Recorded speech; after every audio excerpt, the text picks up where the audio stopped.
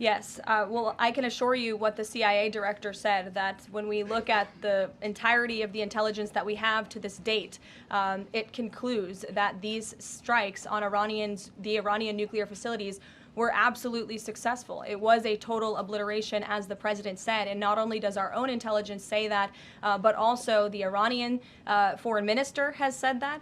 We saw Israel conclude the same thing based on their own intelligence. We also had the United Nations say that as well. So I think the only other time the United Nations, Israel, Iran, and the United States has agreed on something is that the sky is blue, but they all agree that Iran's nuclear facilities were completely demolished. And I would just like to reemphasize, you mentioned this was a low confidence preliminary intelligence assessment, and the entirety of that assessment was not leaked to the media. Only tidbits of that assessment were leaked to CNN. And we have seen this playbook run before, where you have people in the intelligence community, or perhaps on Capitol Hill, we don't know, but I believe the FBI is investigating to find out who that leaker was, because it's illegal and they should be held accountable for that, leaked bits and pieces of an intel assessment to push a false narrative. And it's to the same reporter, I will add, Natasha Bertrand of CNN, who has done this in the past. In 2020, it was Natasha Bertrand who had 51 intelligence analysts falsely lie to her, but she still put it on paper for some reason,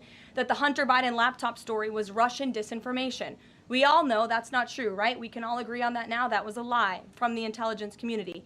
Also in 2020, this same reporter, Natasha Bertrand, wrote that a top intel agency ruled out the man-made lab leak theory of the coronavirus origins. Again, the president was right about that.